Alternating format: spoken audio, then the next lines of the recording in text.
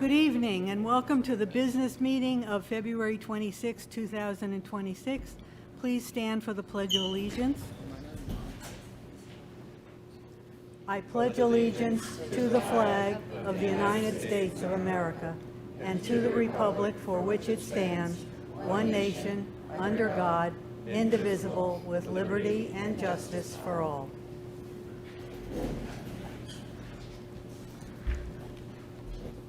I apologize for being a little late. We had an executive session for 17 matters of the employment history of 17 particular persons, and it just took us a little longer than we thought.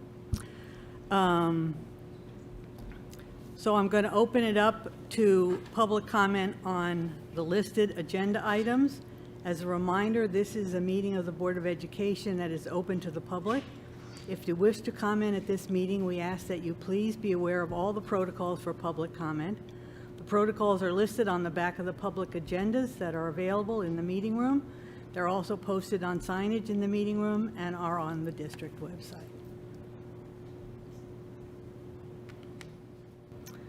Okay, the treasurer's report for December of 2025 is available in the business office. We are going to move to the consent agenda. Mr. Oliverio. Resolved to approve the consent agenda items 2 through 7 as presented to the board at this meeting. Second. Questions or comments? Mrs. The Bellino? consent agenda includes approval of the last meeting's minutes, CSE, CPSE placements, substitute listing for the rest of the school year, additional or unpaid work hours for various staff members. The board is extending an unpaid leave of absence for a staff member, and the board is approving an unpaid leave of absence for another staff member. Thank you. Any other questions or comments? All in favor? Aye. Opposed? Abstentions? The resolutions pass. Our presentations tonight are going to be on budget planning for special ed and facilities and operations. And who gets to go first? Dr. Luck? So we're going to invite up Ms. Melissa Estrella and Ms. Christina Fiel to do our special education budget program overview. Welcome. I'm usually too short, so now this evening I won't be. So tonight I'm presenting alongside Christina Fiel, our new supervisor of special education. And I just have to take a quick moment. I know some of you have already met Ms. Fiel, but for those of you that haven't, she started in July, right at the start of our extended school year program, and jumped right in. She was supporting with our new programs, from curriculum design to supporting our new teachers, didn't skip a beat. So we're so happy and thankful to have Ms. Fiel with us. And tonight she'll talk about some of our programming, okay? So for this evening, what we're going to do is we're going to take a look at overall enrollment, not just special education, but overall enrollment for the district. We're going to talk about how that leads our new programming, our staff training. Our staff training is really driven by the needs of our students and how that changes every year. And then we're also going to talk about our pathways to high school, right? So we're going to take a look from kindergarten all the way to high school. Okay, total enrollment. So if you take a look at the top, what we've done is we're taking a look at the last 4 years. So these numbers are any students that enroll from, say, September, April, it doesn't matter when, also kindergarten students. So if we take a look at 22-23, we had a total enrollment of 215 new students. Of that, though, 113 were new incoming kindergarten students. Of that number, we had about 9 kindergarten students that came through that were from our special education, that received special education services. Now, if we fast forward to 25-26, just to right before all of the snow, we had a total of 208 students already enrolled in the district, and we're only, in February, mid-February. Of that, though, 110, so about half, were our new kindergarten students. Of the 208 students, 38 students came to us in need of special education services. And additionally, we had 25 students from our special education preschool program that came through. Next year, we're looking at about 20 students potentially for kindergarten that will be in need of special education services to some degree. And Melissa, I just want to make a point. I just don't want anyone to think that these are total overall enrollment. 'Cause it's Overall. not. So, Overall. Just overall new students. correct. Overall new students to the district. Okay, thank you. So one of the things that we kind of want to highlight is on many occasions, parents come to us, especially our new students, our new kindergarten students. Their parents often say to us that they move to the district, really looking for the supports of special education services. And that really speaks volumes to our teachers and our staff here that have really supported our students within special education. So if we take a look at kindergarten, correct? We're looking at about 20 students potentially needing special education services. And what that means is we really want to provide the earliest of interventions possible. Of the 20 students potentially coming in, about 1/3 may require highly specialized programs. And that's our smaller programs that really target sensory-friendly environments, social emotional learning. With that, what we're doing is we're taking a look, we're anticipating that we're going to have specialized staffing needs, meaning that we're taking a look that we may have the need of one more special education teacher along with teaching assistants and aides to support our new programming at these very early ages. What we're doing with that is we have to make sure that our resources are allocated appropriately, meaning do we need new technologies, do we need AAC devices, and what resources do we need within the classroom to support this new programming.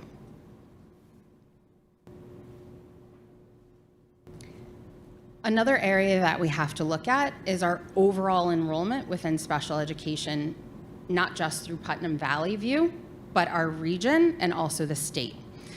So if we take a look here, I'm sorry that this is slightly small, so I'll read to you. We take a look at our New York State report card, which gives us the regional data from 24-25. Putnam Valley had 14% of its total enrollment of students receiving special education services. It's slightly higher than where we would like, around 13% that the state encourages. But if you take a look, we're well below New York State, which is at 20%, and some of our neighboring districts. But what this is telling us is that we have a long-term plan to support our students that are requiring special education services. And what we'll do now is Ms. Field will talk to us a little bit more about our programs.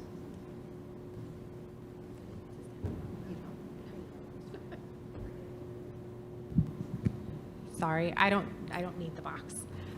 So I'm going to talk to you a little bit about what's been going on up at the high school. So our RISE program, which is Reaching Independence Through Support and Education, is in its freshman year at the high school.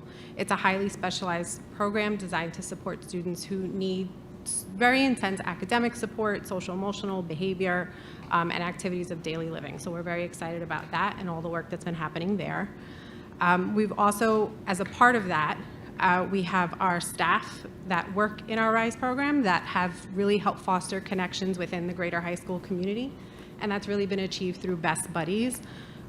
They've had a lot of authentic opportunities to engage with their peers. They've created events for the program, but also helped facilitate our RISE students feeling comfortable in things like Color Wars, which this year was my first year, and I saw firsthand how big that was, so it was nice to see all of our students be able to participate.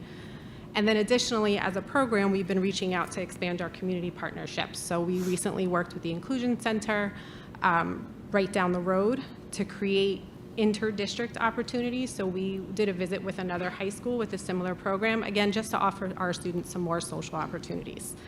And then lastly is that school-wide support. We've been really lucky at the high school where the program's been fully embraced.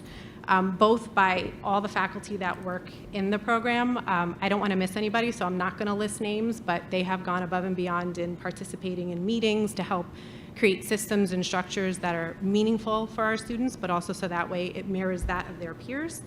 And then also the high school admin team, so Dr. Payne and Matt Mello, they have committed to having weekly meetings, again, to creating systems and structures to not only get through this year, but continue to create a program that's going to thrive. Can I ask a question? Yeah. Is RISE a different program than the New Horizons that we see in the elementary and middle, or is it sort of an It's the high school. high school yeah. version? Okay. Yeah. So here we're talking, so up on top, and again, it's a little small, we went and looked back at the last 2 years, and we wanted to look at our students with disabilities and what paths they took after high school. Generally speaking, 70% all went on to some post-secondary education, be it 2 or 4 years, with some of our students going off to the workforce and then in 2024 going into the armed forces. So for our internal foundation, so this is where we are right now. We have school-based internships really throughout the high school, and this is really focusing on developing their skills and independence. And this is for our students that are staying beyond a traditional 4-year. Some of our students with IEPs will stay with us beyond just that 18th year, or the year they turn 18, their senior year, while they're still working on be it their program or their requirements for graduation. Where we're going is we want to look at more community expansion. So expanding our internships to no longer just be in the high school, but to really be throughout the community through partnerships, creating job shadowing, and really help facilitating that transition to employment.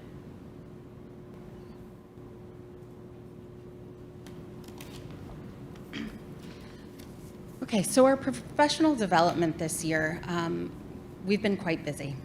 We're continuing many of the efforts that we started over the last couple of years, one of the areas being in our mental health and social emotional learning.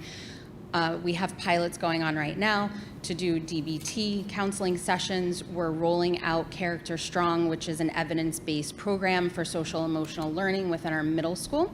And we're going to be rolling that out to our elementary next year.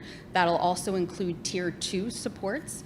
So we're really strengthening and being able to support our students in various areas that they need for very short periods of time.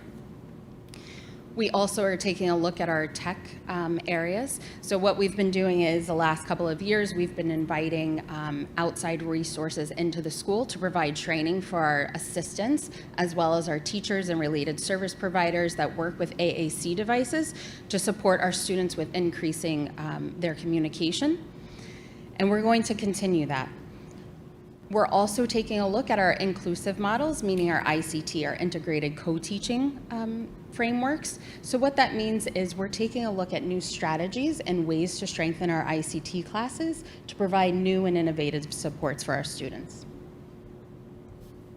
I have a question. Yes, please. Sorry. Who is, for the mental health and SEL, for the Character Strong that you're implementing? Last year, I remember the counselors were teaching the SEL, which was now this year that has changed. I believe it's like the gym teacher. So the Character Strong is being led by our school psychologists and counselors in small groups that are at a tiered level of supports. So does every student receive it? Yes, in the middle school, we are starting to roll it out in that area. Yes, it's a new program. So We've not just special ed, like Gen? Okay. Yes. And how is it going to be rolled out in the elementary school? Next year. And So also by the psychologists and the counselors, or by? both, potentially. Right now, we're looking at our counselors starting in the elementary level. Great, thank you.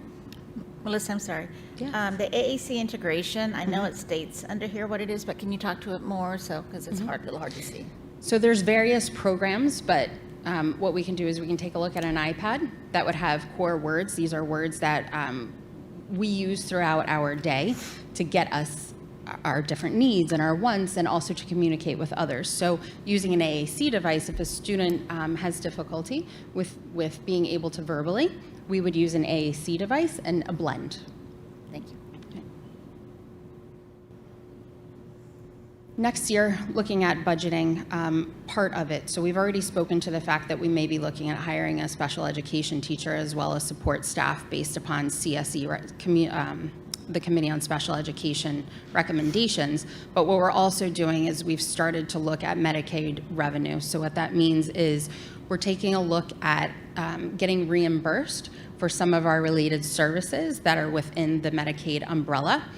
Right now, we're anticipating that potentially our gross would be around 100,000, net around 50 because the state takes.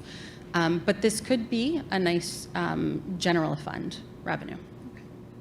And then, as Christina already spoke to, our internship opportunities. So what we've already done is we've begun asking some of our community members, which is what we're doing now as well, small businesses that may want to offer internships to our students next year.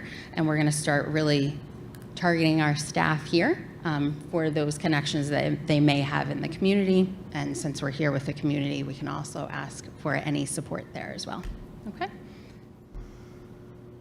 And then we have some of our really wonderful pictures of our programs here.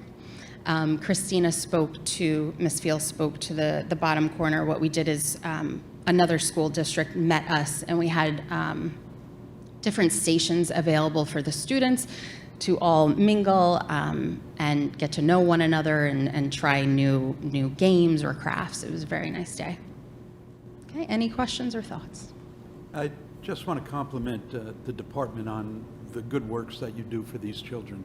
It's just outstanding.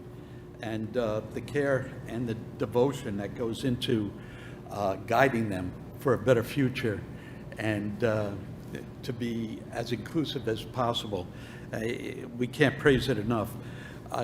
That extra position, the numbers certainly warrant that. They are very high. Will this cover everything you're anticipating for next year, that one position? Because I was looking at maybe a 1.5 myself for that increase in numbers. We're anticipating one staff member would be supportive, especially just we're really looking at our younger grades, K1 grades. Yeah. That would be the support that we would need. Okay, thank you. And for long term as well. So we want to make sure that if we're bringing somebody on board, that this is for a long term. Yeah. Okay. Thank you. Thank you. Real quick, I'm sorry. You Just know, you don't get away that easy. Guess not. on the regional data slide, you mentioned, so we're at 14%, and you mentioned 13% is the state encourages that? What do you mean by that? 13. Yeah, but so- like when you say the state encourages, I don't understand what that. So we're always looking to support. So for instance, we're really targeting our early intervention supports. The state encourages the least restrictive environment, meaning as close to general education as possible. So in order to do that, you're providing intense supports now so that as students grow and take in the skills and strategies that they've been taught, that they will then be able to be in a general education atmosphere as close as possible. Right. And so the state encourages around 13% would be your target. But with our growth, we're also supporting our students. Great. Thank you. Thank you both very much. Yes, thank you. Yeah. Thank you. So I just want to state first, I couldn't be more proud of Melissa and Christina. And while Melissa is not new to the district, both are new to their positions this year. And I think just looking at the slide that talks about the growth within our program speaks volumes to the services we're able to offer students. I want to point out for every one of these students we educate in district, many neighboring districts outsource at a much higher cost to taxpayers in the community. If you're unable to provide the services in-house, the tuition for some of these students is upwards of hundreds of thousands of dollars per child to send them out of district. And with the highly specialized and skilled teachers and support staff we have here, we're able to meet the needs of many of these students, which is part of the reason why you see the numbers that we see here. I think the fact that 208 students that have already moved into our district this year is a huge nod to the work that happens here each and every day. The fact that 200 students, of which 98 of them are not kindergarten enrollees, so 98 have moved in from grades 1 through grades 12, speaks volumes to the services that we're able to provide these students, regardless of whether they're classified in special education or not. To the staffing point, we used to have classes that span 3 grade levels for some of these specialized programs to meet the needs of our students. What we've seen recently is those classes have gone from 3 levels to 2 levels to even 1 level. So now we're talking about a small group instructional space for a class of only kindergartners. And if that trend continues, we will likely see and require an increase in the number of special education staff, because rather than one teacher covering those students across 3 grade levels, we now have that same one teacher Exactly. covering a single grade level. So I don't want anyone to be surprised if that number continues to grow from 19 3 years ago to 38 last year, that that's growth is going to, even if it stays at 38 every year moving forward, it's still going to require at least one class for each grade level moving forward. The alternative is to pay tuition for these students to go elsewhere, which would cost the district significantly more. So I think we could provide a better service for these students. We can keep them with their peers, and we can keep our costs as low as possible by continuing to educate them here. And that's only made possible because of the work of Melissa and Christina and your staff. So thank you both, thank your staff for everything they do, and thank you for supporting our students. Thank you. Thank you. Okay, our next budget planning presentation is facilities and operations. So we'd like to welcome up Mr. David Spittle. It's going to be a hard act to follow. Do you need the box? Yes or no? I brought it in here. You're like 6'6" I now. don't think you need, A little high. yeah. It's a little intimidating. Yeah. I think I have the technology, I can remove it. Dan?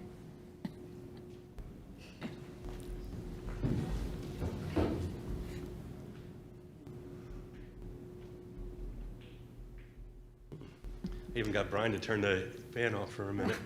I was texting him.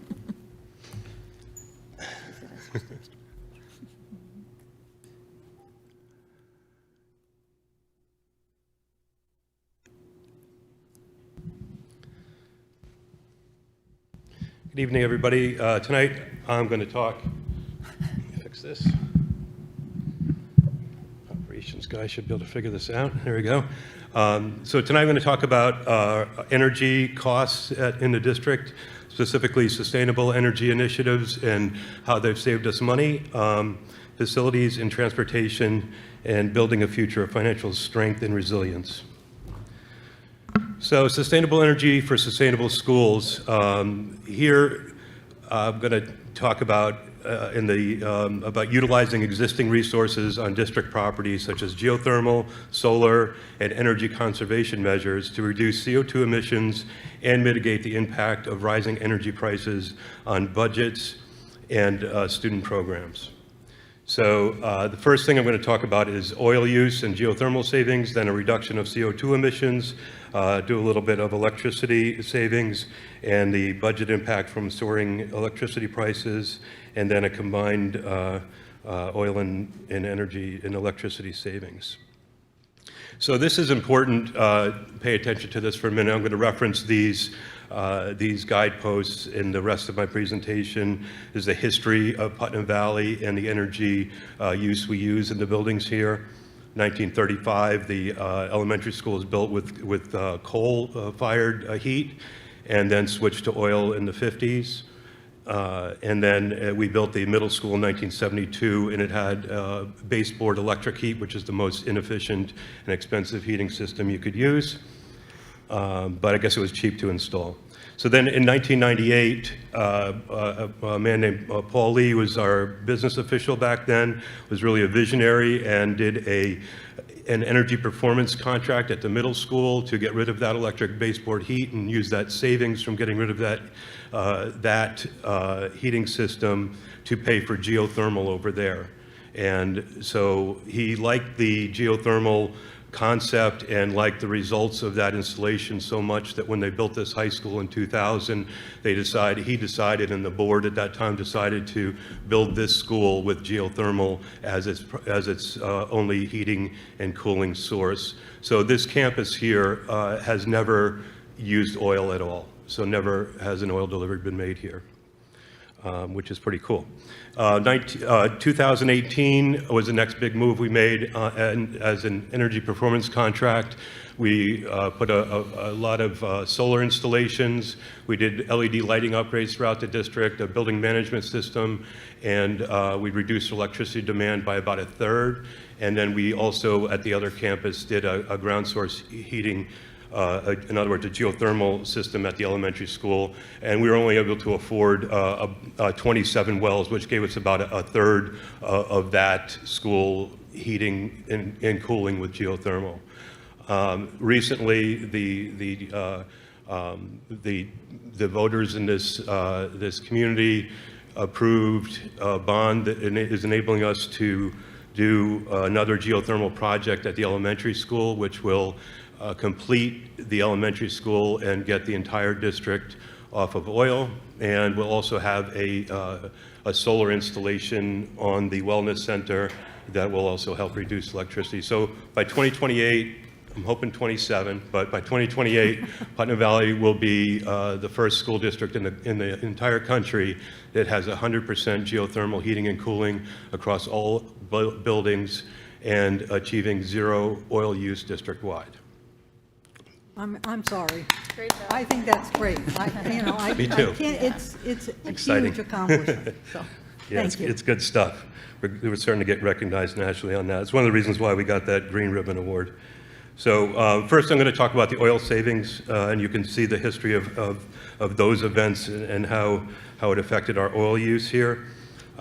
So I have data back from 2010, and from 2010 to 2018, when we did that energy performance contract, this blue line is what the actual use was, but the red line which shows the average, and it was about 43,000 gallons of oil a year was used at that elementary school for heating, and that was on average, and it goes back further.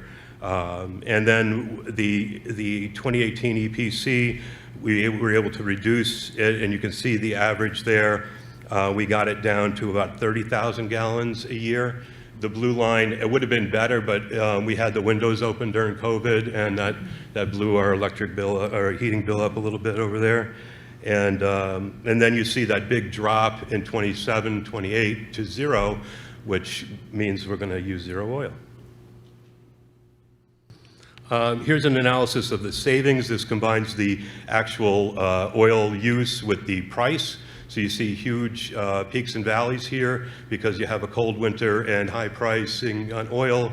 One point, that real 2015, 16, I guess the price per gallon was about $1.50 something, and it was not that cold a winter. And then you can see prior to that in 2013, it must have been a cold winter, and the prices were a little higher. Anyway, so you'll see the savings. That red line starts to happen in 2019 when we had the geothermal implementation over there, and so that represents the savings. And then the red line goes to the top, and we'll end up saving, about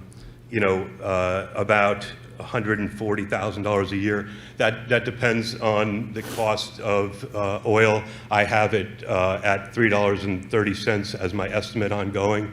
A gallon, I don't know whether that's conservative or not.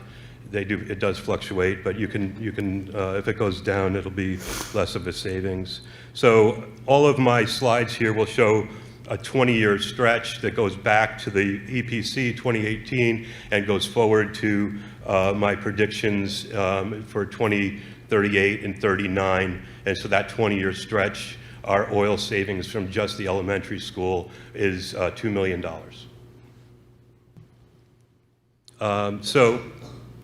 This had me thinking about what the savings from the middle school and high school geothermal installations would have been. So what I did was I took the gallons used per square foot per year at the elementary school, because we actually had another building that was just on oil in the same climate across town here. And I figured, well, if we see how many gallons per square foot per year the elementary school used, which at 43,000 gallons a year, and applied that to the other schools, we can figure out how much oil we would have used here. Does that make sense? Mm-hmm. So here we go. This is fun stuff. On the bottom here, the 67,000 square foot elementary school averaged 43,000 gallons a year. And if we apply that same math to the middle school, we would have used 41,000 gallons because that's a slightly smaller building. And to the high school would use 164,000 gallons a year. The district would have used $189,000 gallons of oil a year on average. And that savings over that same period of time, 2018 through 2039, would be about $12 million. $623,000 a year we save by not burning oil in this district. So, I made this slide for you, Sam. So I wanted to see, you know, from a pollution standpoint, what this would do and what that oil savings would deliver for us. So I looked it up on AI, which is a little ironic right now. That 189,000 gallons of oil would have produced approximately 4.2 million pounds or 1,920 metric tons of CO2, which is equivalent to taking 800 gasoline buses off the road. So Wow. 16 times more effective in reducing CO2 emissions than if we took all of our buses and converted them, converted them to electric. So that's pretty cool. I like the savings this way. I do. Keep those electric buses Yeah. in Albany. I knew you would, Sam. And we'd still need air conditioning because the oil just heats it, right? It doesn't cool us. So again, an ironic AI use here. No, this wasn't the AI. Yeah, it was. This was the law that went into effect in September of '25, that schools have to take action if the temperature in a classroom is above 82 and can't teach in a class if it's above 88. And in Putnam Valley, we never have to deal with this because our geothermal, besides providing the heat, also provides cooling. Exactly. And a lot of schools around the state are scrambling with chillers and air conditioning units and windows and huge capital investments to meet this mandate and be able to teach their kids when it gets to be that hot. And so this is that. And I also think, I know there's studies out there, I haven't done enough research, that I believe it's true that students and teachers will perform better in a comfortable environment if it's not 85 degrees in the classroom.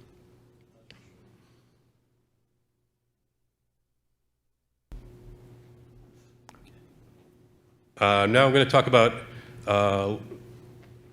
here. Some people will ask, so if you switch away from oil to geothermal, does that increase the amount of electricity you use? So I did the math backwards on this. I said, okay, well, we have a case study. We have 2 schools that used geothermal for many years while another school used electricity, and was able to figure out that, yeah, the high school and middle school did use more electricity per square foot than the elementary school because it was on oil. But it's a very small amount. It was about 10 to 15% more per year in electric use for these schools than the elementary school. So I did that math and really converting the elementary school completely from scratch, we did a third and now we're the other 2/3, is going to increase our electric use by about 50,000 kilowatts. Sounds like a lot. It's about $10,000 a year, which is nothing compared to the savings we're realizing on oil, right? So now the electric use. So here's our electric use, and I did the electric use as a district-wide deal because the bills, I get about 30 bills in, and they're very confusing, so I just took the total kilowatts in that, so I didn't break it down by building. So before the energy performance contract, going back to 2014-15, we were using about 3.2 million kilowatts a year district-wide. That red line is what I believe we would have used without any of our energy saving efforts. And so after the EPC, it really was a dramatic effect on our electric draw here. We reduced it to about 2.2 million. You can see there's a little spike there in 21, 22. I'd like to blame COVID, but it also, we did have a, which had a little effect on it, I think, but really we also added a 14,000 square foot wellness center and added 4,000 square feet to the middle school in that project. And that heating, lighting, and cooling and lighting that space costs some money, so increase the electric use there. And then, but we did get it back down to a level, so we're about 1 million kilowatts reduction from where we would have been if we didn't do any of those savings measures. You can see in 27, 28, I have this wellness center. Solar is going to produce about 240,000 kilowatts a year. The 7,000 square foot solar installation we're doing on the wellness center. And then you can see that little tiny bump up is where the geothermal from the elementary school, that increase kicks in there. And then it should average what I show here, which is about 2.3 until we get some other stuff done, and then we can reduce this further and drag that blue line down further. So I wanted to look up, so that's all the good news. So I'm going to give you some bad news here, right? So I looked up what the NYSEG rates were going to be for 2026, because I did notice, and I know I've talked to Jeremy and the board a little bit about dramatic increases in electric pricing and what that does to our operational budgets at the school. And next year, they're predicting NYSEG rates to go up by 23.7%. This comes from mainly the delivery. There's a supply and delivery. The delivery expense per kilowatt has just been skyrocketing lately for a lot of reasons that we're not going to debate tonight. So here is the price per kilowatt. Now, going back this is what we actually paid to date here. Now, going back 2014-15, when I got here in 2017, we were able to negotiate a deal with Constellation to aggregate and buy electricity with other folks, and got that locked in at about 11 cents a kilowatt hour. And then I still have that contract, but it's just for supply. The delivery is the one that's exploding, and I can't control it. So this is what's happened. We went from 11 cents a kilowatt hour to 16, then 18, then 20, and this next year I have it at 24. That takes into that 23% increase that I showed on the last slide. That takes that into effect. And then after that, I don't know, I'm not an energy markets expert, but I feel like we're going to have continued increases with the AI data centers and such. So I'm projecting a 5% annual increase in price per kilowatt after that. This stretch that we're in right now is 120% increase. And I know folks at home are feeling this on your electric bills, but when a school district with this many square feet, heating and cooling and everything else, it's a big number, and you're going to see it. So here you are. This is the actual, these are the actual bills on the blue line that we paid per year in electric costs. I don't know if you guys can see it that well, and I can't without my glasses. But we were at about 400,000 until we did the EPC and reduced that. That combined with the 11 cents kilowatt got us down to about $226,000 a year in electric costs. It was a little over $100,000 a year savings. It was produced by that EPC, the solar and all that stuff. Then, as you can see, as the pricing per kilowatt increases, I mean, the good news for sustainable energy is that the savings increases, but the bill also increases, right? So we're at a point now where we do have a savings of about $150,000. We're going to be up to about $250,000 a year from our energy savings, but we'll see the actual bills increase from where they were around $200,000 to about $600,000 a year. So it's about a $400,000 a year increase. And it's a big deal. So I see that like 4 teachers, right? So I wanted to share this with you, and that's what I'm projecting, this increase over time. And thank God we did all that stuff. Otherwise, we'd be looking at, $900,000 bills here, $1 million bills. This is the funnest slide of all for me, because this adds up all of the savings from the geothermal at the 3 schools and all of our electricity savings. You can see the green is the electricity savings that just increased starting in 2018 with the EPC, and then you can see the oil savings at the high school and the middle school as well. And this same 20-year period that I talked about in the prior slides, from 2018-19 to 2038, this is an $18 million savings over 20 years. We're going to be saving $1 million a year because of our sustainable energy efforts in Putnam Valley ongoing. So I think that's pretty cool. So that's my favorite. So it more than pays for all that investments in the energy infrastructure here.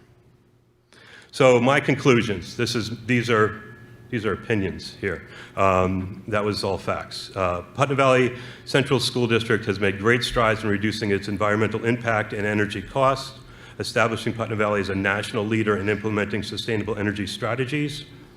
Putnam Valley has locked in tremendous energy cost savings and a huge reduction in CO2 emissions, future benefits of which will redound to the community with millions of dollars in district's operational cost savings, cleaner air quality, and reduced demand on the electric grid.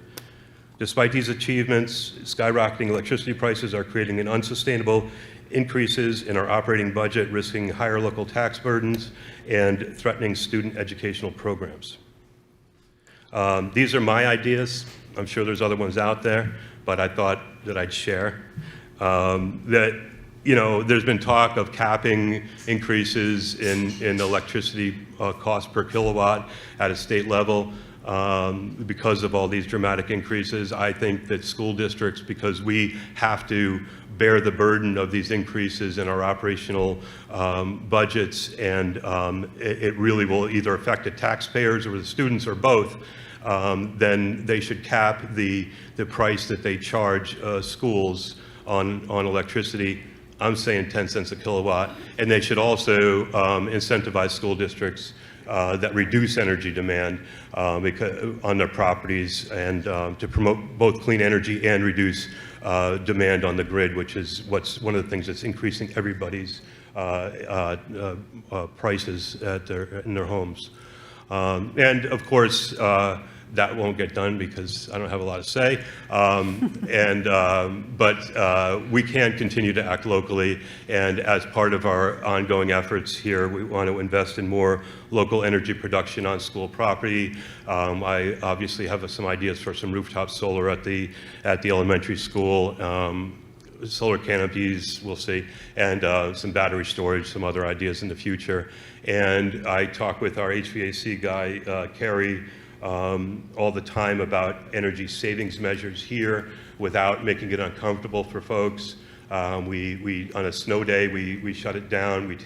When it's cold at night, we shut all the outside air off. We're doing occupancy sensors for not just lighting, but we're trying to do that in sections of the building for heat as well. So we're really also trying to drive down, with everything possible, drive down our costs of energy here. David, before you move on. That's it for the energy stuff, so yeah. Yeah, pertaining to this, the solar canopies, we've talked about that before. With the parking lot being redone this year through the capital projects that the community passed, are you investigating those solar canopies? We did. What happened was I had a lot of folks out here looking at that, and I actually had what I thought it was even a better idea, to put a huge solar canopy like the one at Croton's train station. Do you see that one down there? Yep. Like that over the parking lot at the transportation building, because it's kind of out of the way, and if it's unsightly a little bit, over that parking lot. What happened though, and we also looked at it out here in front of this school, but the cost of the steel to support those solar panels became cost prohibitive right now.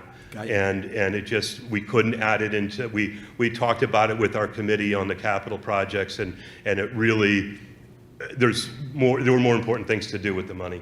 So, understand. but believe me, I still have some, it's on the drawing board still. Yeah. And we'll get it. I think that's a good way to incorporate, the solar energy into the community and also your buildings. The canopy, they use that a lot in Massachusetts. I've been up there in New Hampshire. They're all over the place. Yeah. And they also, Our parking lots are here, though, they're also a little close to the schools. Yeah. So visually, I don't like, visual stuff. They're not the It drives me nicest crazy. looking So creations, that's the place needs to look beautiful too, Sam. thank you. So, yeah, no, thank you. Any other questions on the energy stuff? Nice job. All right, thank you. So just quickly, our transportation team, the district, as you know, we have a hybrid system, and the district has 20.6 FTEs. That includes office personnel, drivers, and monitors. And then we have a contract bus company that has about 40 drivers and 8 monitors. We, with our drivers and monitors, most of what we do are the out-of-district placements with special needs students and that, and the monitors obviously are on those buses to support those students and that. So they've been doing a really, really good job. This Beacon Mobility app, we wanted to just remind folks that this is an option if it's minus 10 degrees outside. You want to see when the bus is actually going to get there. So you can get notified when it's a quarter mile from your house, so you can run out there then. And you would need to have to apply for this app, you need to have a cell phone number that's in our system in PowerSchool related to a student here, so you can't just spy on our buses if you're not one of our parents. And I hear a lot of positive feedback on this Beacon Mobility. I don't hear any negative, which is great. No, in my area, Birch Hills, Wonderful. Crescent Lane. Good. They use it? The parents use that all the time. Oh, wonderful. They Good. love it, really. Good. They're able to park their car, especially in a bad day, really cold day. So be there when the bus arrives. Right. And they Yeah, use that app to time it. That's great. So Yeah. I'm glad it's being used, and I'm glad people like it. So you can, go to this will be on the website. You want to grab this app, or you can just go on your app, search for BC Family in your app store there, and get that. This was Monday. So that's behind the elementary. That's behind the elementary school. Those two are students. That's on the side of the elementary school. Ray took those. These guys, you can see them in the back. They're working in the dark. That was Monday night as soon as the snow quit. These guys come in. I just wanted to show you what I know for me, because I wasn't here. but I just getting out of my driveway and my shoveling my walk was backbreaking. So you can imagine I just want to tip my hat to this crew, our operations team here that just worked their tails off to get this place in shape and get it safe for everybody. But I think these pictures, I'm going to save these because I don't know if we're ever going to have this much snow again. Hopefully. This is our operations team here. Again, this is the same as it's been as far as the number of FTEs for a long time, for like last 7 or 8 years. So we're not having any more, no changes here, and they do a great job. We have a great culture. We're promoting, from within, and really having some new hires that are really doing great. And as folks retire, we're able to advance people in their careers here, and it's really fantastic. So, speaking of that. It's Carl's last day tomorrow, so we're going to miss him. Tomorrow? Yeah. Oh, wow. Yeah, just wanted to recognize Carl. He's a pillar of the community, besides working here for 32 years, and just a friendly face and a sweetheart of a man. I always walk away from every interaction with him, usually shaking my head a little bit, but with a smile on my face, for sure, because he's so great. And he also, besides working here, before he worked here for 32 years, he worked at the town hall, and he did serve on the volunteer fire department. He still does forever, since he's 10, I think. So yeah, I just wanted to recognize Carl. He's done a really great job for us. And that's it. Any questions? Well, and I will say all of your staff does an amazing job, like really, like they take such good care of this building, all the buildings. They really do a beautiful job, so. Agreed. Thank you, guys. Like, for example, this room is 25 years old, correct? Yeah. Most And- people think it's like 5 years old. Right. I mean, they do a great job with the buildings. staff operations and the grounds and everything. So thank you, and thank you for the detail. I know it was a lot to put together, but it just shows your passion and just our overall savings and for the community. So thank you. And David, your cost savings for the electricity, especially the oil, because that, not a good thing. Very impressive. And I know that you spearhead that. Look, I've been obviously passionate about it and spearheading it, but, it was boards of education back in the 90s who had the vision to invest, and Paul Lee. Paul Lee pushed that. My hat's off to him, because, he gave us a great foundation of sustainable energy to work from, and we just, this board and prior boards just picked that ball up and kept running with it, so, yeah. And oil right now, you were talking about $3.30 a gallon. I wish. I just paid $3.94. Oh, did you? Yeah. I was gonna- I should have made the gallon. savings more. I should have predicted 5. Yeah, Yeah. so. So, go ahead. I just want to call out to Carl also, because he was here when my kids went to school, and Oh, I don't yeah. know what it's going to be like to walk in the elementary school and not have him there. I know, we're So gonna miss him. congratulations to Carl. Carl's awesome. So. He promised he'll come back as a sub. Don't worry, we'll see him. We'll still see you. Good. So I did want to thank Dave for his tremendous leadership over his department. I know he probably quickly brushed over it, but our energy savings and the work that we've done here has now grown to not only state but national attention. Because of Dave's work, accompanied with others, Putnam Valley was recognized as a Green Ribbon School, which is extremely hard to obtain. We were one of 2 schools in the state to receive that recognition. Was that last year? We were invited up to the state education department. We were to a Board of Regents meeting. We got to meet with the commissioner, and it was really a huge accomplishment. And I know through that award, we began to receive outreach from across the nation looking for information on how we were able to achieve what we were able to achieve. So as usual, leading from the front. And I know that Dave was recently featured in a publication dedicated to sustainable energy and savings in schools. And I don't know if you wanted to talk a little bit more about it. I don't know if it's even public yet. Well, there was an article published nationally that they interviewed me while I was doing this work on this presentation. So I was really into it and gave them the data, and they were excited. So they featured Putnam Valley as one of about 7 or 8 schools around the country that did some work on this, and then that report was published in February, and then since then, some people read that report. I got interviewed. I came in during the snow on Tuesday when you guys were all home, but I was here working, and we had got interviewed for about an hour from a national editor of another publication, and that is, they decided after the interview that not only they were just going to highlight Putnam Valley as one of the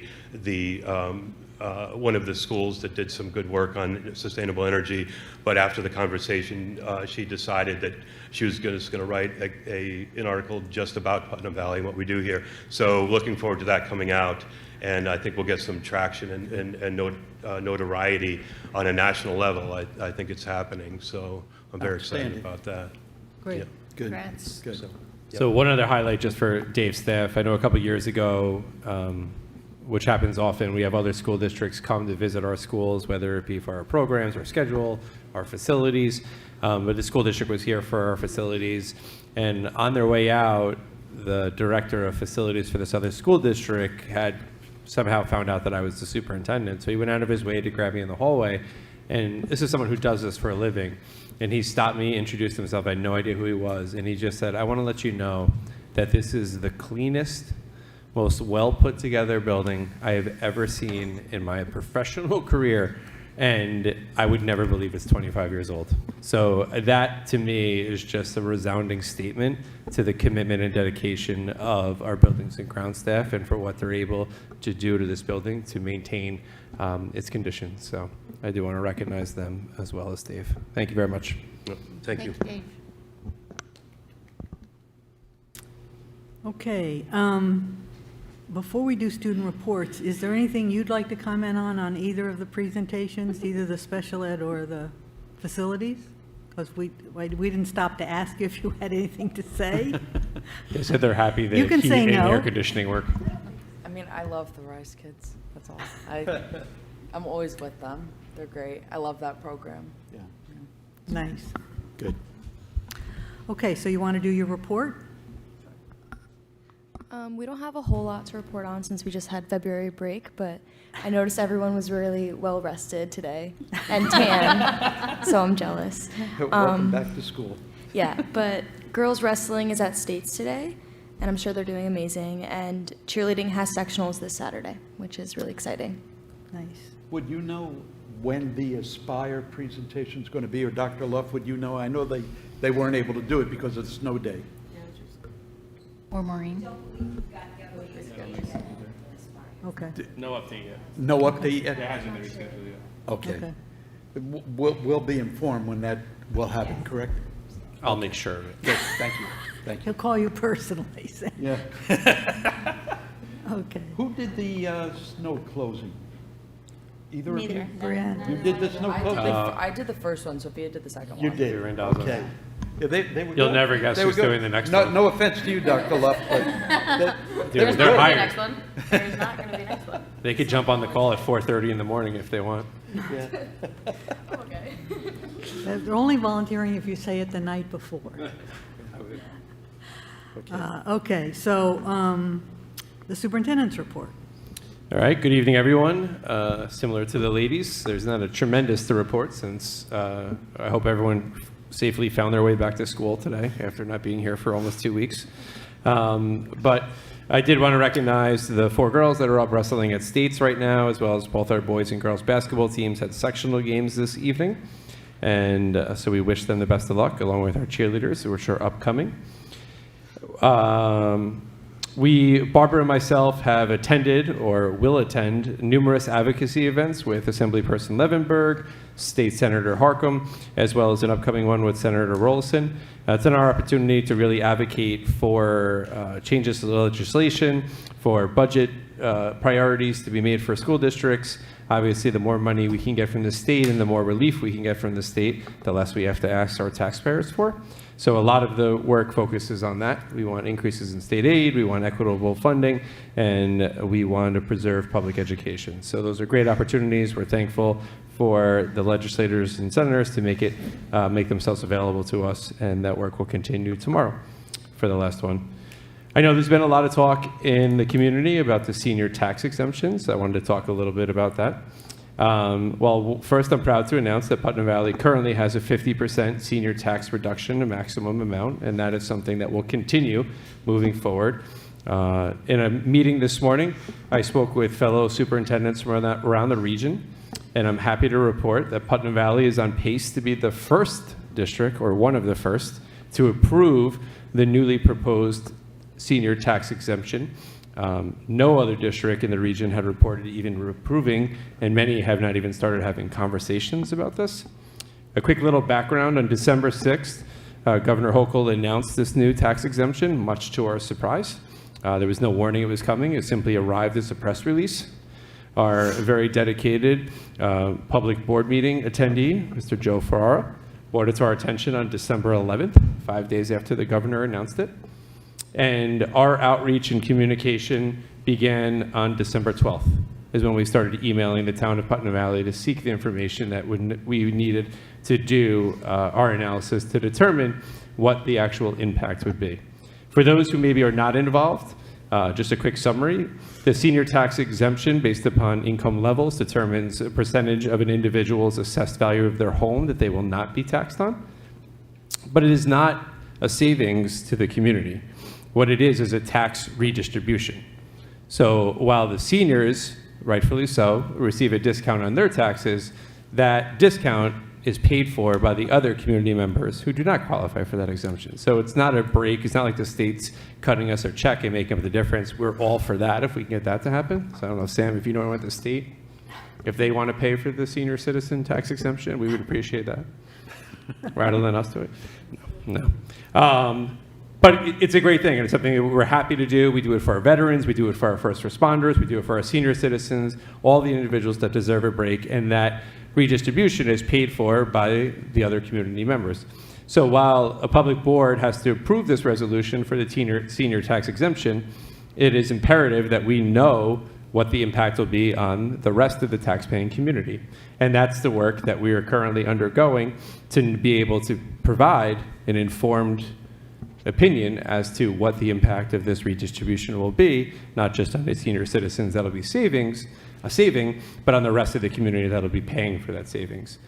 So while I fully expect it to happen, we're not ready for it right now. We're actually still awaiting the data so we could do our analysis. But we have requested in writing, as well as on a phone call, for the town of Putnam Valley to grant us an extension.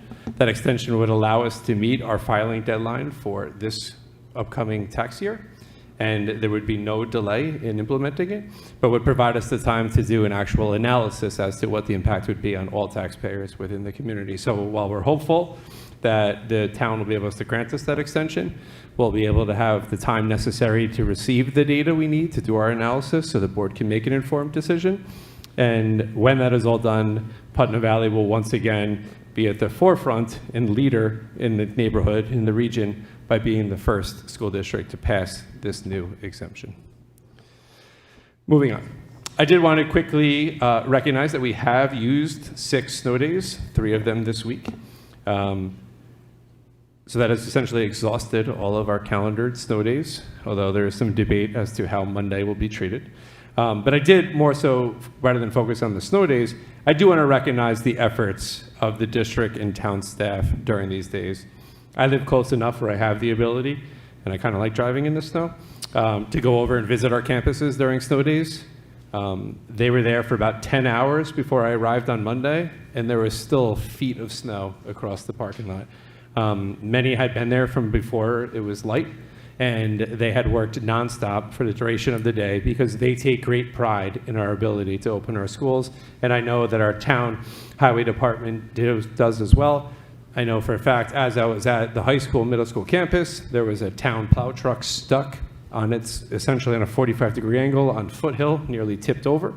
And it just was a reminder of the hazards that these individuals face as they're plowing this narrow, steep, and dark roads of Putnam Valley to try to get us reopened. So while it was unfortunate we had to use 3 snow days this week, we made every effort possible to get into school because we don't want to use those snow days if we don't need to.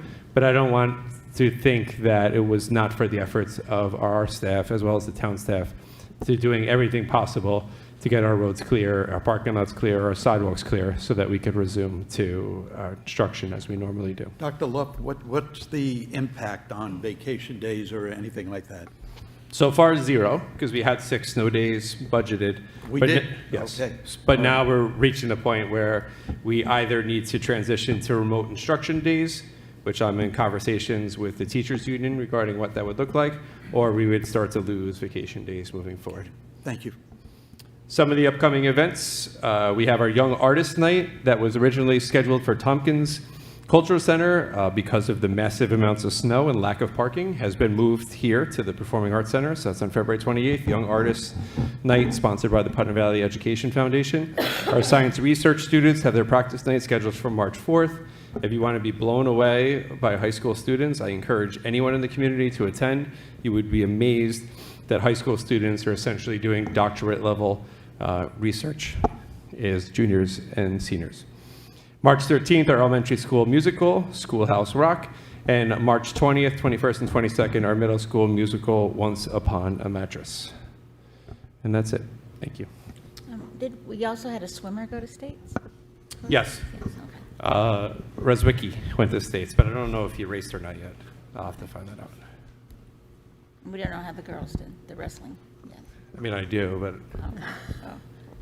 But you're I not going guess to tell us. Talina Gritz finished 4th in New York State for her weight class. Nice. So the others battled strong, but did not finish on top. But Delina, I know, did finish 4th. I was getting updates throughout the day from our athletic director. And if we really want to be a buzzkill, both the boys and girls basketball teams lost their sectional games this evening. Sorry. Okay. Thank you. Okay, under new business, the first action item, please. Yes, resolved on the recommendation of the superintendent of schools to accept the resignation of Christina Turner from her position as teacher aide effective February 13, 2026, to accept the position as teaching assistant previously appointed at the board's meeting of February 12, 2026. Excuse me, as per document 144/26 attached to the agenda and official minutes of this meeting. Second. Questions or comments? All in favor? Aye. Aye. Opposed? Abstentions? The resolution passes. Number 2, please. All right. Whereas the Board of Education Board has received notice that several attorneys who have served as counsel to the district through Shaw, Perelson, May, and Lambert LLP will be departing that firm during the period December 31st, 2025 through March 31st, 2026. And whereas the board recognizes that under the New York Rules of Professional Conduct, the district has the exclusive right to select its legal counsel and to determine whether to continue representation with Shaw, Perelson, May, and Lambert LLP, or transition representation to other counsel. And whereas the board has reviewed its options and determined that it is in the best interest of the district to appoint Keen and Bean, PC, to serve as legal counsel for the district.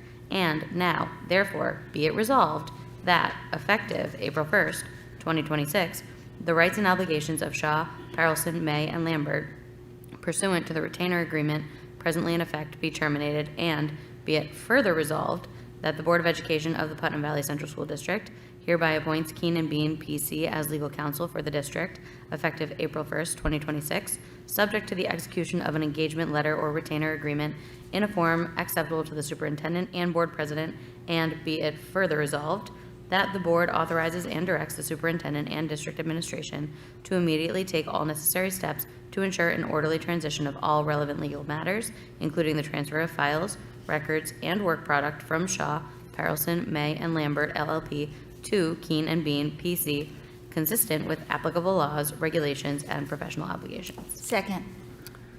Questions or comments?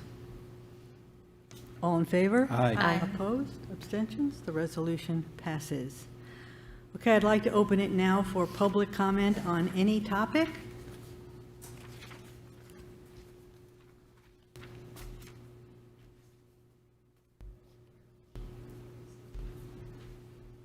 Hi, good evening. My name is Patty Villanova. I live in Lookout Manor. I'd like to comment on the senior citizen exemption and to address some of the inaccuracies that Dr. Luff just said.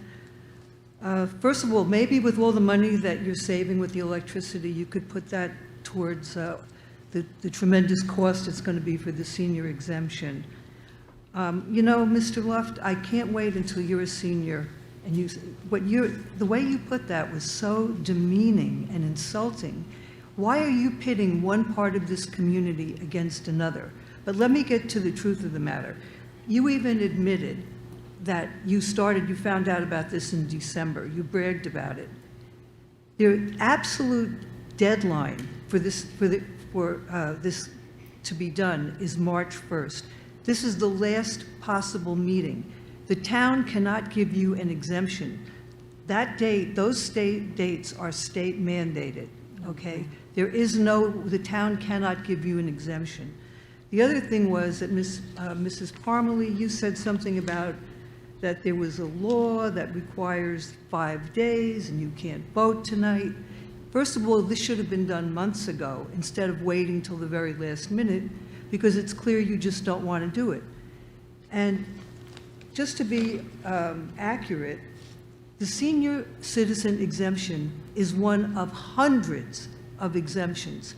There are people in the town of Putnam Valley who get exemptions or discounts on their taxes. They include volunteer firefighters. They include veterans. They include people with disabilities. The state of New York, I mean, the list, if you look up exemptions, it's amazing that anyone pays any taxes. However, unlike the senior citizen exemption, those other exemptions are not means tested, okay?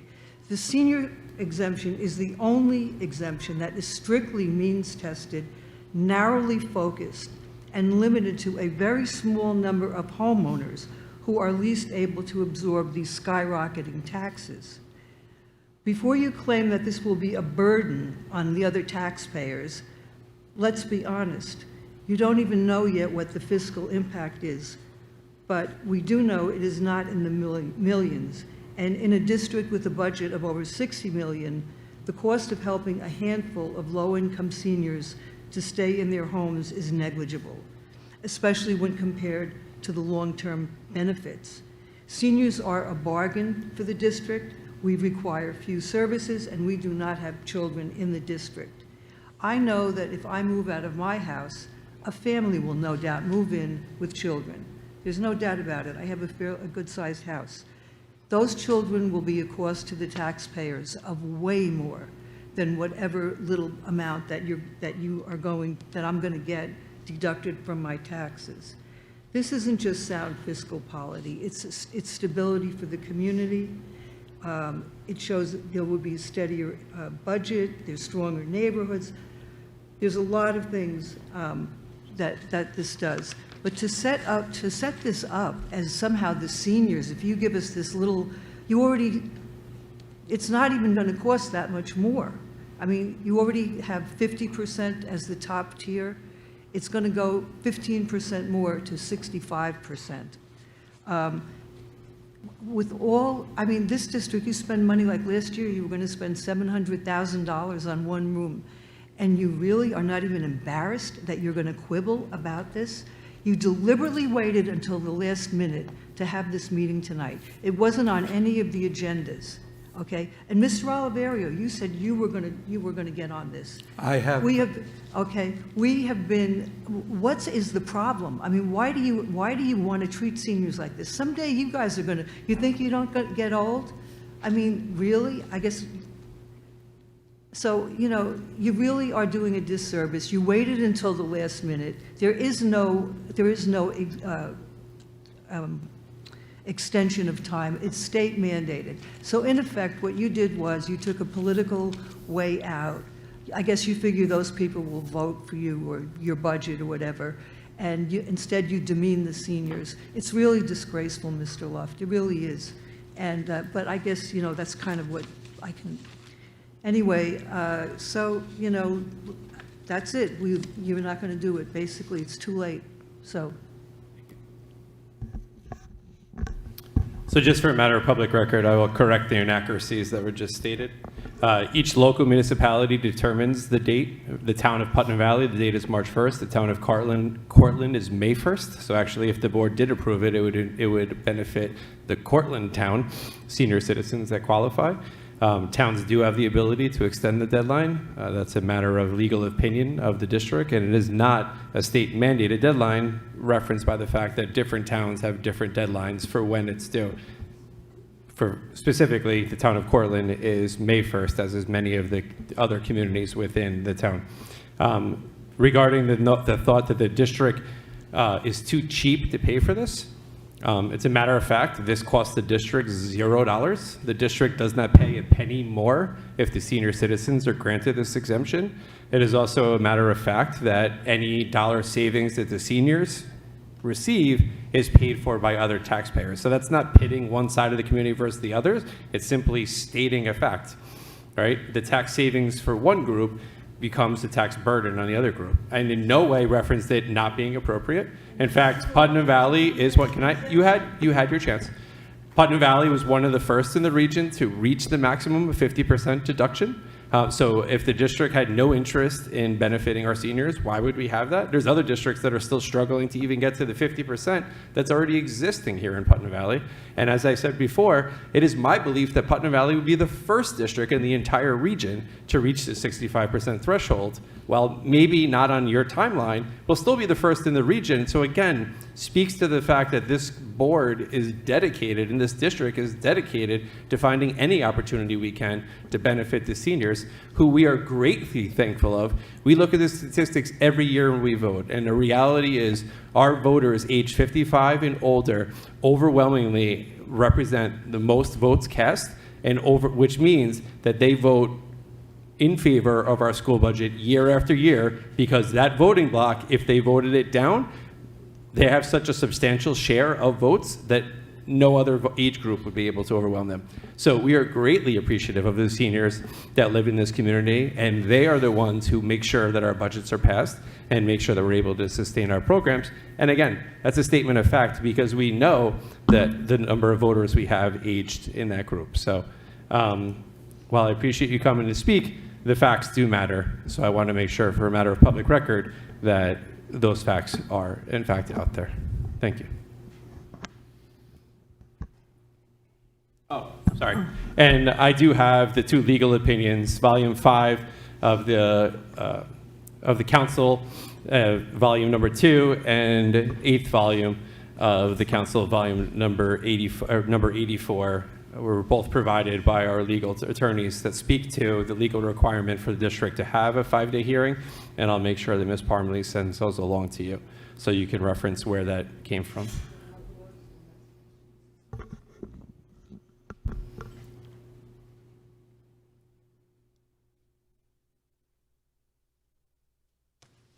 Fun times, fun times.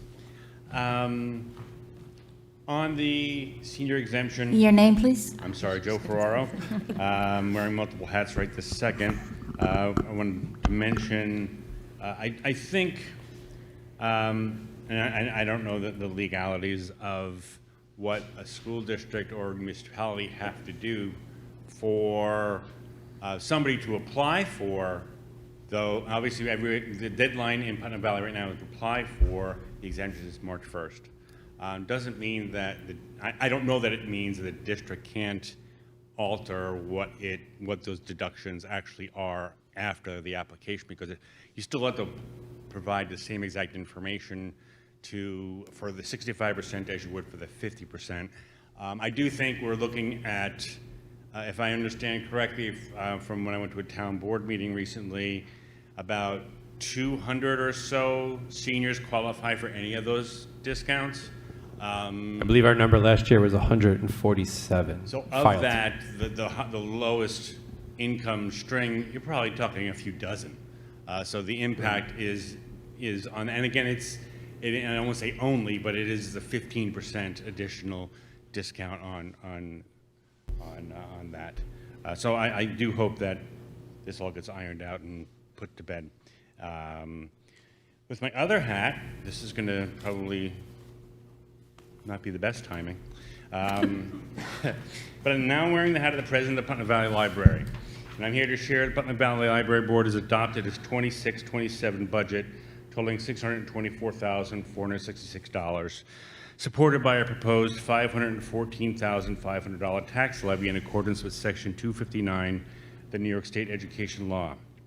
In accordance with this statute, we will petition the community to place a separate library proposition on the May ballot alongside the school district budget and trustee vote. For the average homeowner, the impact is roughly a $7 increase for the 26-27 budget year, about 58 cents per month. Over the past year, aligned with our mission to be a hub of creativity, connection, and community, the library has continued to serve not only as a place for reading and learning, but also as a true community anchor, supporting students, remote workers, seniors, families, and many quiet users depend on a stable, welcoming public space. As we shared in recent updates, foot traffic remains strong, programming keeps expanding, and community use of our spaces remains steady. Additionally, our community room is about to open and brand new and is amazing. This budget funds staffing, maintains our facilities, supports expanded Wednesday morning hours, and ensures ongoing programming materials a community space for residents of all ages. As always, we'll continue to be responsible stewards of this community asset and remain committed to transparency throughout the process.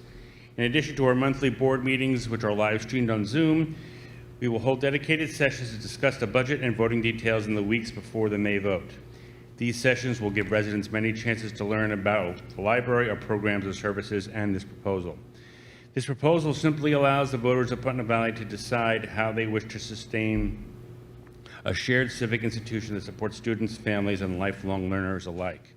The library and the school district serve different roles, but we are united in purpose, strengthening this community through access to knowledge, opportunity, and connection. We appreciate the longstanding partnership and look forward to working together to ensure a smooth, transparent ballot process. The community can learn more at putnamvalleylibrary.org, or for any specific questions, I can be reached by email at trustees@putnamvalleylibrary.org. Thank you and good evening. Thanks, Joe. I have to apologize because I misspoke and because, as I stated before, facts do matter. So this is our current year. We have 147 senior citizens that received the 50% discount. So it's really that group that we do not know who would stay at 50, who would go up to 65, and where they would fall, because we don't have individual income information for those 147. We have 8 people at 40%, 2 at 35, 2 at 30, 4 at 20, 2 at 15, 1 at 10, and 2 at 5%. So it's a total of 168 residents received the senior citizen discount. With 147, the first number I gave is just those receiving the 50%. So for anyone who's following along, it's what happens to those 147, because we don't have names and incomes for those 147 people. That's information we've requested. We don't know how many of those 147 will go up to 65 and how many will stay at 50 and how many will go to 60. So that's the information that we're trying to ascertain so that we can be transparent with the community before the board votes on that decision. And that's something that we are hopeful to have that information in the very near future. Thank you. Okay, I just wanted to share some positive State your name. feedback, if that's okay. My name is Allison Haig. I'm a parent at the middle school. I have a kid in the middle school. So I really appreciate both of the presentations tonight. Ms. Estrella and the special ed team, we appreciate all the services that you provide to our children, as well as Dave and the facilities team. These clean energy upgrades are extremely important in improving the indoor and outdoor air quality of not only our students, but our community as a whole. And so I really appreciate the forethought, and we are the envy of many other districts in New York, as well as the nation as a whole. So thank you. thank you. Thank you very much. Thank you. One of the things you forgot on your list is that has occurred since we met last, was we met with the representatives from the town board. Mr. Brooks is here, and we met with Ms. Joliker, and it was a really productive meeting. We want to continue to work with the town to support one another. They were very gracious, and it was a really nice meeting. So we really appreciate you, and we appreciate that you're here at our meeting. Okay, any other public comments? Board member comments? Yeah. As this board knows very well, I'm very much in favor of the senior exemption. Very much in favor of it. These are individuals who have worked hard all their lives to be in their forever home. And these increasing taxes that they face every single year, they don't go down, they keep going up, could drive them from the place that they love after having worked and raised a family here for many, many years. I get very emotional about this because I know many of these people. I grew up with them. This exemption provides that opportunity for them to stay in that forever home. Without that exemption, many of these individuals on that list of 168 would not be able to stay in Putnam Valley. I'm also a realist, though, and having conferred with 3 separate school attorneys, one is my own personal attorney, if we had voted on this exemption tonight, even though I wanted to. But if we had, it would have meant nothing. It would have been voided right out of the gate. Also, there would have been legal actions probably taken by the state of New York against this body if we had attempted to move this forward. And being a realist and a person who has been tied to our school district for so many years, as a kid going through the system, 35 years teaching here, and now as a board member, I did not want to see the destruction of this board over an issue that we know we could not win. My one hope, and I mean this sincerely, is that the town can assist us and get that extension, because we need to do this. We need to do this. And the faces and names that appear before me when I think of these individuals who can only be here because of this exemption moves me greatly. So I'm hoping, CJ, if you could take that message back, that we get that extension. It would be a grand thing, a great thing for our seniors who have worked hard to build a family, to be in their forever home, and not lose it because we weren't able to do this additional extension. And the extension is necessary because the taxes keep going up. That's why the state implemented it. That's all I have to say. Again, it would have been pointless to take any other action tonight, and I understand that. And the board and Superintendent Luft is correct. It would have been just a ridiculous Well, a couple of things. I do think that no matter how we personally feel, and each of us brings that to these discussions, we need to have data so that we understand what the effect's going to be. I agree. Like, there's not anybody sitting here that doesn't want to help. I want to help senior citizens. I want to help people struggling, but I have young families that aren't senior citizens, and they're struggling, and they're going to get something put on theirs. And I understand that, but without the data, I don't think it's fair for the board to make a decision without having all the information. I agree. I agree. And the 5-day notice, Ms. Villanova may not think that that's in fact the law, but it is. If you adopt or amend your tax structure, you have to notify the public at least 5 days ahead so that if they have comments, they can come and speak their mind. It's important for us to be able to hear them, but we can't hear them until we know what we're going to recommend. So, you know, you're right, the extension would really help. Even without the extension, we may end up passing it, and I'm sorry that it will be another year before they get the 15%. Hopefully that won't happen, but we can only work as fast as we can work. If we don't have the data, we don't have the data. No, I understand that, and the 3 lawyers I consulted all said the same thing. You cannot do anything with your taxable rates unless you have a public hearing. Right. Otherwise, you're breaking the law, and your vote would be superfluous. It'd be just absolutely useless. And I understand that, and I had to find that fact out for myself, and I did, and it's there. That's good. Okay.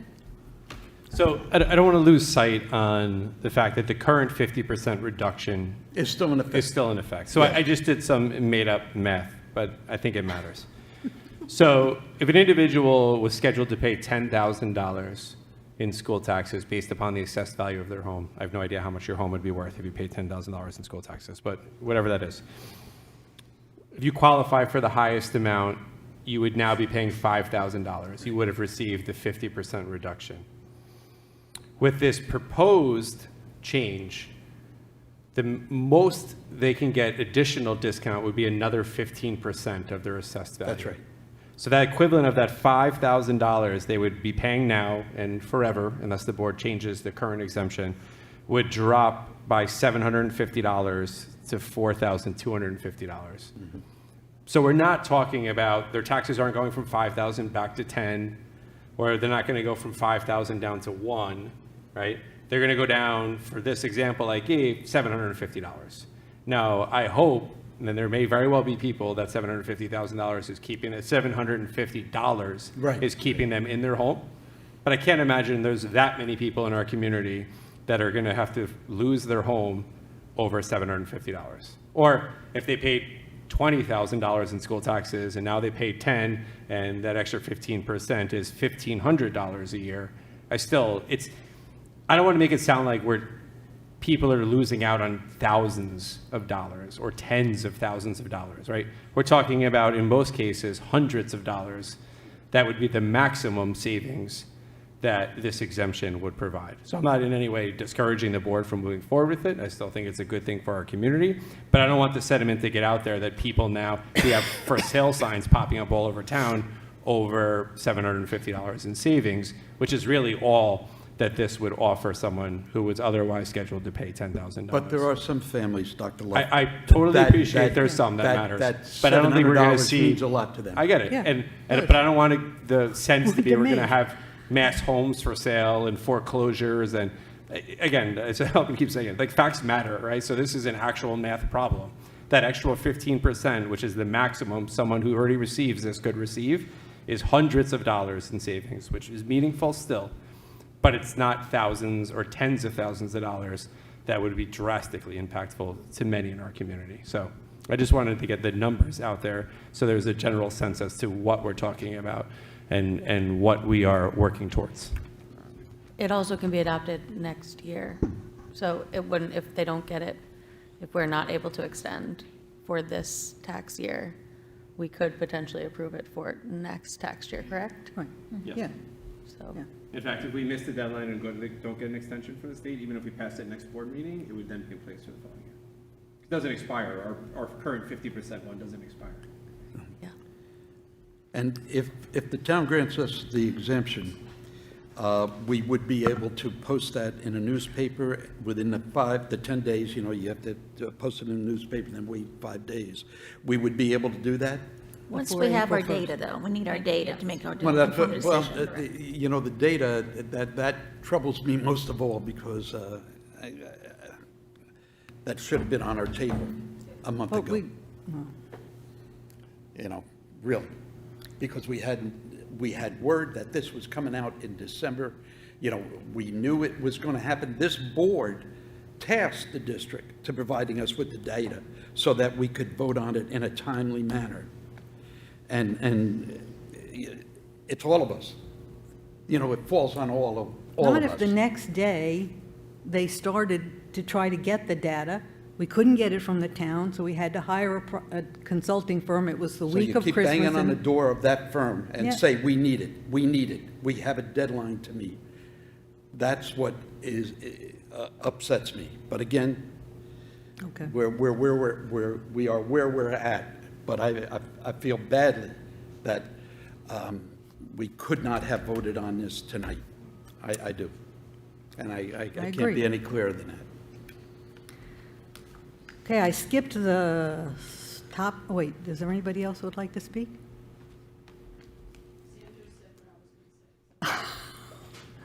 You can say it again. We're happy to hear from you. Come on up. We appreciate having an audience. So this is my first. Yeah, just introduce yourself. Sorry, I was going to start your name. So my first time at one of your meetings. My name is Michelle Mendola. I've been in Putnam Valley since 1972, product of the elementary and middle school.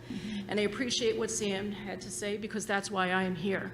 I am in a household, there is no children. We are supporting the school system, and it's important for the seniors out there to get this discount. This is something you guys knew about in December, so the fact that you're waiting on numbers of headcount now is very concerning to me as a taxpayer, that you don't have the answers that you should have had. You asked for it, you didn't get it. I think that's your job, to do that work, to have the documents and the data that you need to do your analysis. And that's just my perspective, and I'm sure one of many that matches the other seniors in this community. So that's all I Thank you. needed to say, but thank you, Sam. Thank you. Thank you. Thank you.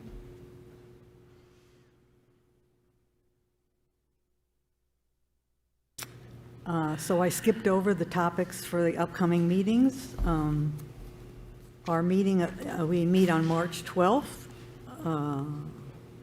Is that a Thursday? Yes. Yeah, it is, actually. And then March 26th, talk about budgets, right? Yep, so March 12th is our next meeting, Thursday, March 12th. It'll be our budget presentation, so the first full presentation of the budget, and then a follow-up meeting just based upon feedback we receive on that first initial budget presentation scheduled for March 26th.